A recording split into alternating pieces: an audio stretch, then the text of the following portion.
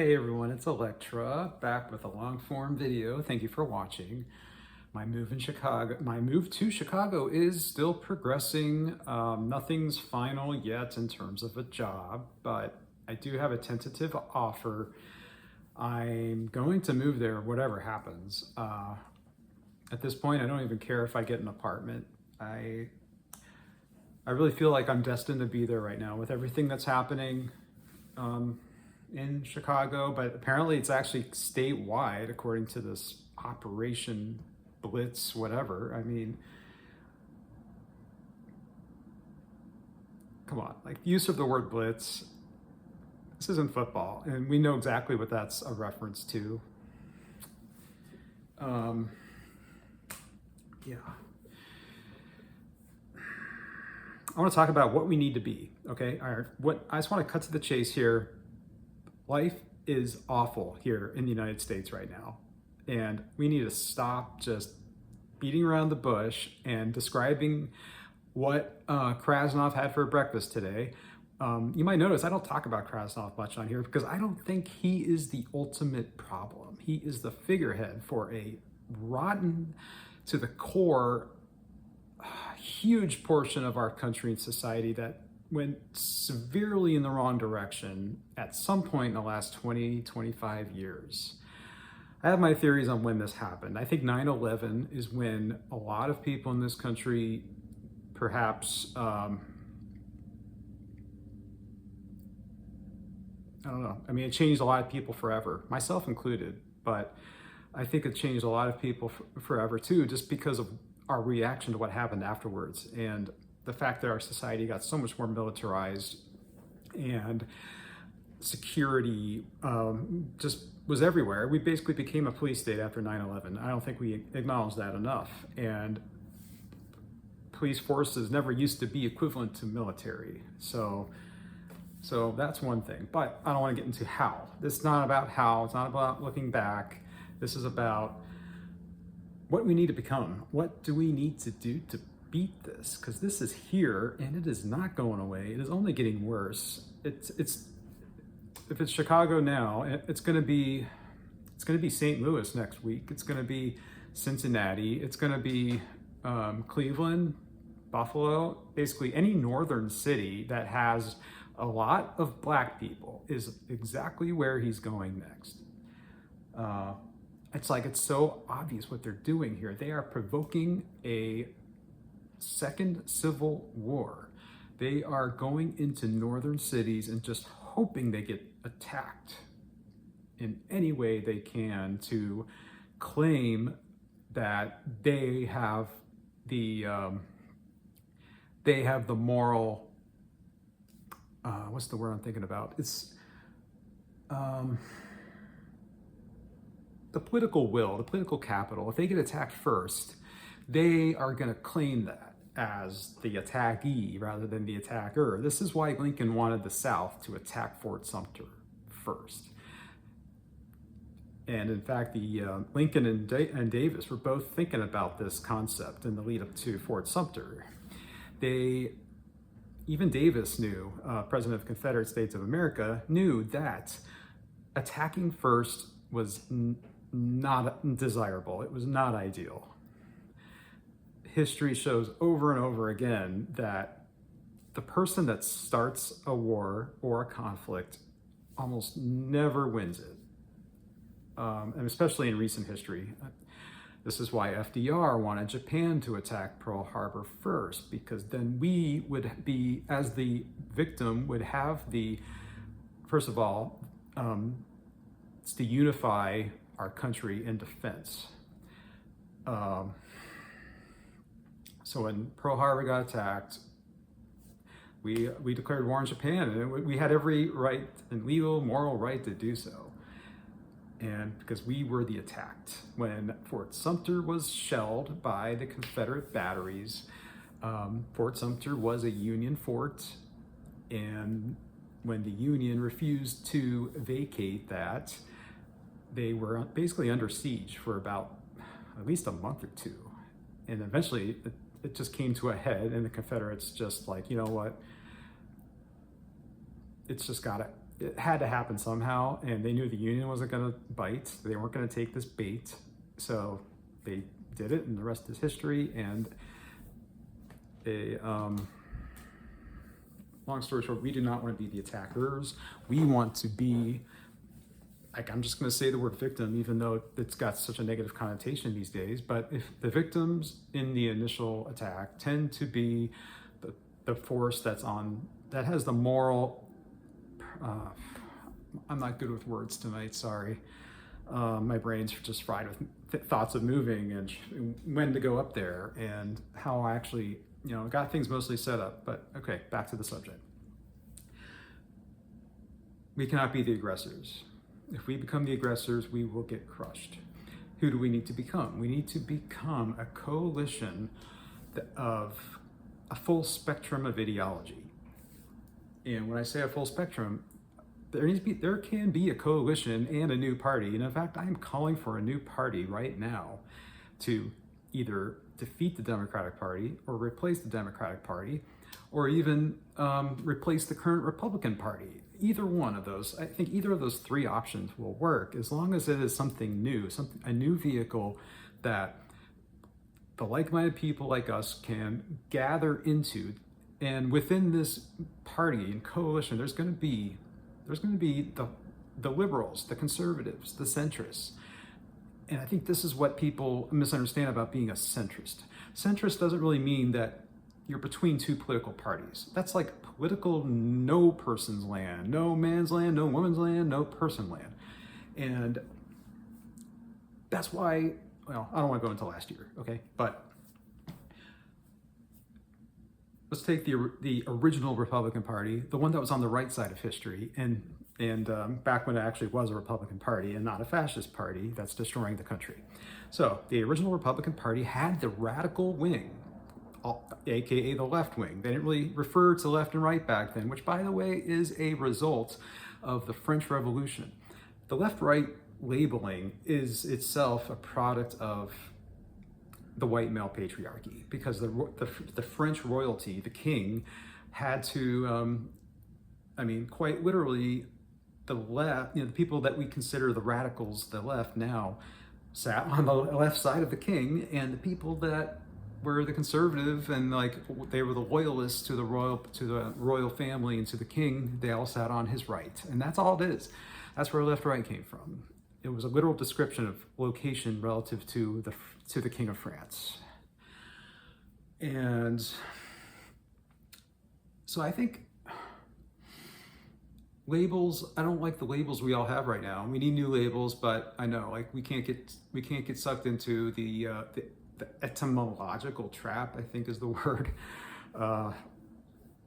as we lefties tend to do. We tend to be intellectual and we tend to think a lot, overthink, overanalyze, get caught up on words and which ones are the best. A lot of us are writers, so we just get obsessed about words. And the reality is we need the conservatives, centrists, and the radicals. This was how the original Republican Party was formed. There was the radical wing of Charles Sumner, who, in fact, I just bought his biography here by Zakir Tamiz. This just came out earlier this year, 2025. And Charles Sumner is one of my political heroes, along with Lincoln, of course. And Thaddeus Stevens is another radical Republican that was extremely anti-slavery. And I think we need this, in terms of our domestic social values, we need a modern radical republicanism akin to the original radical Republican faction between about 1855 and, until the end of Reconstruction. They fought, to the end of Reconstruction in 1877, they were fighting for Black people to have the vote in every Southern state. They were fighting to basically preserve what the Civil War won and earned and died for. The Union, so the Union, after the war, of course, the Union the armies were gone, but then it became a political battle again.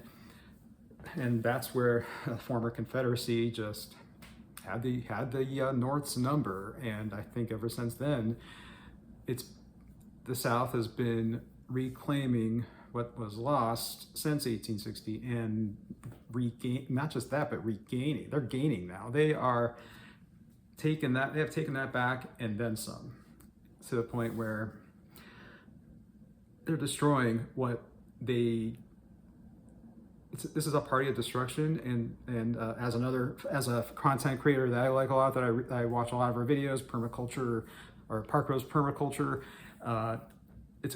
and she was quoting somebody else saying that this is a party of national decline. There is nothing they're doing that's benefiting our future. Everything is about destroying it. So to build this new coalition, we need to have positive vision for the future and not be reactionary. We think of reactionaries being conservative, which they are, very much so. But I think it's also possible to be a reactionary in the center and the left if you're only trying to return back to things in the past that were never good in the first place. If they were good, it was decades ago, and has never been updated. So, oh, I see that light back there. Let me turn that off. I'll be right back.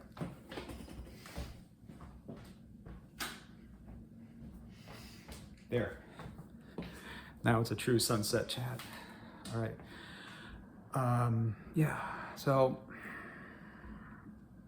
I think we need, so for domestic social issues, there needs to be a radical left, radical republicanism that's going to call for legalized abortion in all 50 states, guaranteed. Obviously, trans rights or human rights, everything. Yeah, I mean, I think that encompasses everything. If you say trans rights or human rights, I think that's kind of the umbrella of everything else, right? Like pro-immigration, anti-racism, everything like that. And then internationally, like I think I don't want to say any words because I know this like gets videos throttled, but let's just say we need to pull back from supporting a country that we've been allies with for about 80 years, let's put it that way. And I think that those are like I think that's how we filter out the people that are just not gonna belong in our party. Like we have to filter out the people that are just not gonna be correct. And the Republicans did this with the issue of slavery. If you were pro-slavery or just like ambivalent about it, you were not a Republican. It was that simple. Like there was a couple other things too, but by and large, that was the most important one. If you were like pro-slavery, which there weren't many in the North, most Northerners were maybe like neutral at worst or best, whatever your perspective is. But I'm sure there were a few. Just like there's MAGAs everywhere now. Yeah, it's not even though it started. This is a Southern ideology that has metastasized nationwide, and I knew this was coming 15 years ago.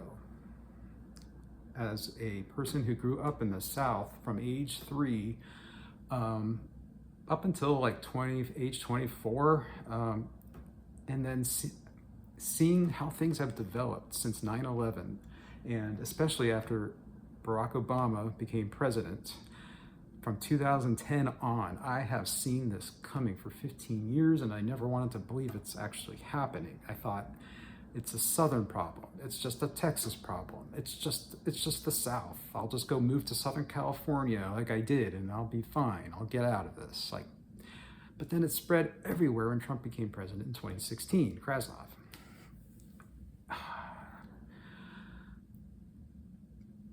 And yeah, I have a catchphrase that I've been using. This new group, this new party that we need to form, it has to appeal to the young adults, the kids in Milwaukee, if you will. That is my favorite new saying. Kids in Milwaukee need to be in this group. If we can appeal to the kids in Milwaukee from age 18 to like, let's say 30, I think that is going to be the group we need. And we got to invest in the young. The coalition on the left right now is, I mean, we all know that it's showing its age. It's not a coalition about, I know these people, older people can care about the future very much, and I'm not saying they care less than others, but although maybe some do in certain areas. We need young people who are reliable and will show up to vote because they are inspired by what they are hearing from their elected officials, and not just politicians, but we need statespersons. We need statesmen, stateswomen, state people. We need the word statesman to come back. We need people in government that see themselves as building a state, building a government, building something for the future to make people's lives better in the future, and not just empty talk about it. We're going to have to go on the offensive, and how that looks, I'm not sure. In Illinois and Chicago right now, I'm not sure Pritzker, I think he's saying all the right things, but is he really going to put his money where his mouth is? Is he going to call up the Illinois National Guard to protect citizens from the Texas National Guard or any other southern state that's sending their guard up there? There's a reason why these states are all from the southern red, highly fascist states, formerly known as Republicans. There is a reason these people are going up there, because right-wing media has dehumanized northern city residents for decades, to the point where they don't even think human beings live in Chicago. They think this is all just a game. They're going to, I don't want to get too emotional here, but this group needs to have conservatives, centrists, and far left radical Republicans like Charles Sumner, Thaddeus Stevens, and many others who probably most people have never heard of. But there were also centrists. Guess who was a centrist? Abraham Lincoln. He was really a moderate in terms of the overall Republican Party spectrum of ideology. There are also people way more conservative than him. There were, like the Blairs, like Frank Blair from Missouri, I believe it is. There were a few, but none of them were all that consequential. They were there because they were anti-slavery and they were Northern. That's essentially where the conservative faction of the Republican Party came from in the 1850s. Other than that, they probably felt like a little bit of a fish out of water, because it was clearly like a radical party. The radical wing and the abolitionist wing had all the power, and the centrist part definitely leaned left as well. Or radical. We need to appeal to the kids in Milwaukee, and why not just appeal to the kids everywhere, but especially in a place like Milwaukee, because I think much like the original Republican parties formed in, I think, Ripon, Wisconsin. I have to look that up, but it was a small town in Wisconsin. That's where the original Republican Party formed. That is where the party formed that ended slavery, won the Civil War, and basically, did everything they could to reconstruct the South in its image of freedom and democracy for everyone, including Black people. But that's where the story went wrong, of course.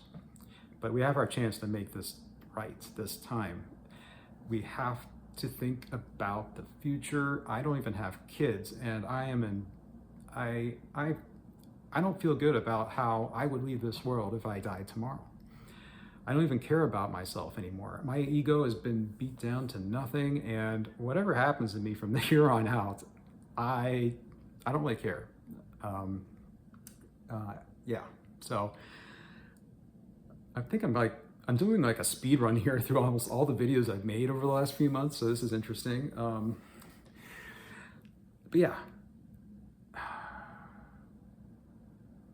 think we need to get a healthy sense of self-risk and not being obsessed with self-preservation at all costs, because there are many futures that are not worth living in. I can tell you that right now.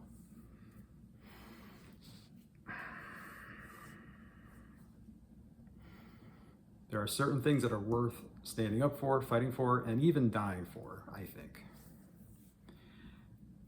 We used to think this all the time. This was a normal human thought for millennia. But in our modern society where the ego rules all, we've been brainwashed and conditioned to think the longest you can last on this planet is like a grade that you receive on your life report card at the end. Like the longer you live, the higher your score. Like this is not how people used to think. I mean, people knew life was short because it was, and I think now we just kind of try to run the clock out and what is it? Like Pink Floyd said, what is that? Quiet desperation. I mean, that's just like, is that not 90% of like grown adult people over the age of like 30 these days? I don't know. Like, for how much we say we hate the world right now, we're not really doing a whole lot to change it. Like I don't want to decry what is being done, but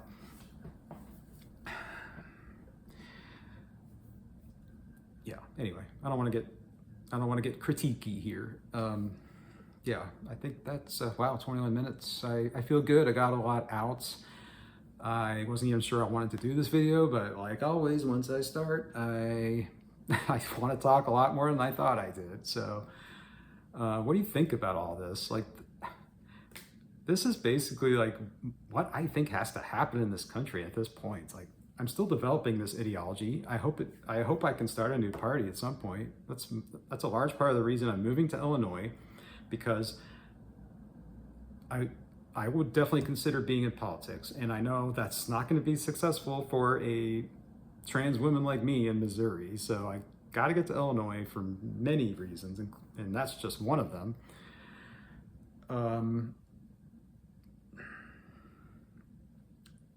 Another topic, I may as well talk about this too, since I'm on a roll. This other Park Rose Permaculture, I'm basically obsessed with her videos. I watch them all like 10 minutes in, like as soon as I know they're posted, and I comment on almost all of them. So if you're like catching on to me from there, welcome, thank you for watching. And please like, share, subscribe if you like mental health discussion, career, work issues, relocation, I'm moving, transformation of all kinds, political, societal. Yeah, I talk about basically everything. So welcome to the party. And what else do I want to talk about? Yeah, how hard it is to have relationships. This was a topic also on Park Rose Permaculture today on one of her videos, and she was like telling a story about how someone she went to church with for like 10 years has completely gone down the MAGA rabbit hole, and they still are friends. So at least that's good. They're trying to like connect, but there's just like, it's not the same. And I've been thinking that,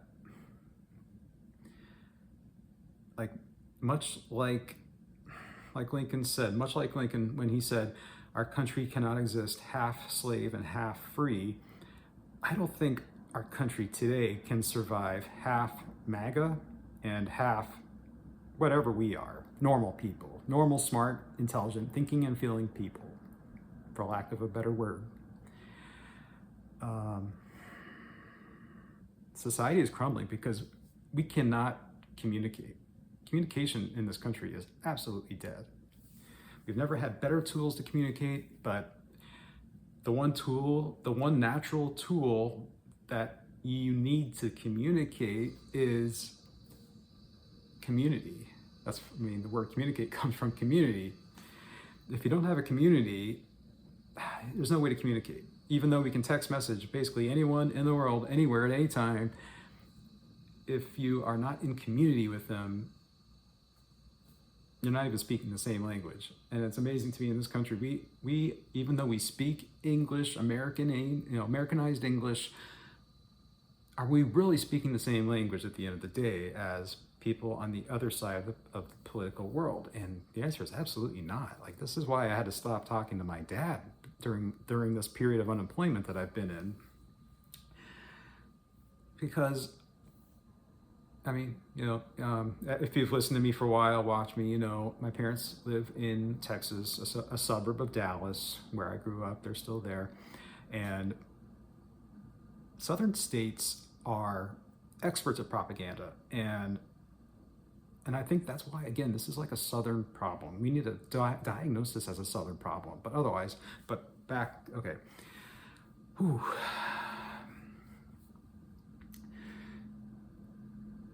I can't even have a simple conversation with my father anymore because he's buying all this propaganda and fake news that the economy is booming and all these companies are moving to Dallas. And it's like, I mean, I know he wants me to move back there, I'm sure, because they all, he misses me. And, but I just can't. It's not what I want. I left there 7 years ago for a reason.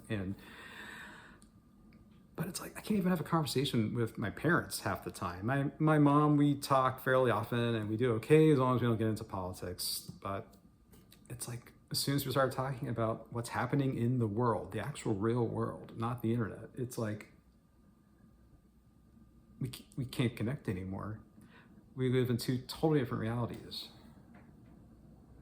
And I'm sure it doesn't help that they're, mid-70s and retired for about the last 8 years. So they don't, they don't really know exactly how much the world has changed since COVID, and they're still stuck in like this perpetual 2018, 2019.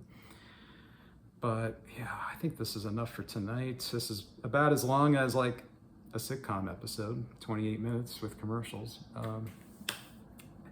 Yeah, so I'm willing to chat about anything. Please comment about anything.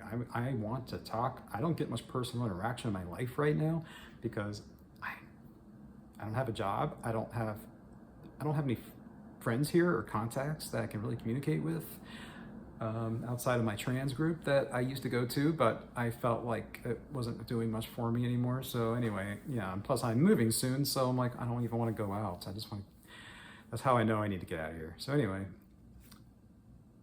this was a good encapsulation of like almost 90% of the topics I've talked about on this channel over the last 2 months since I restarted it. And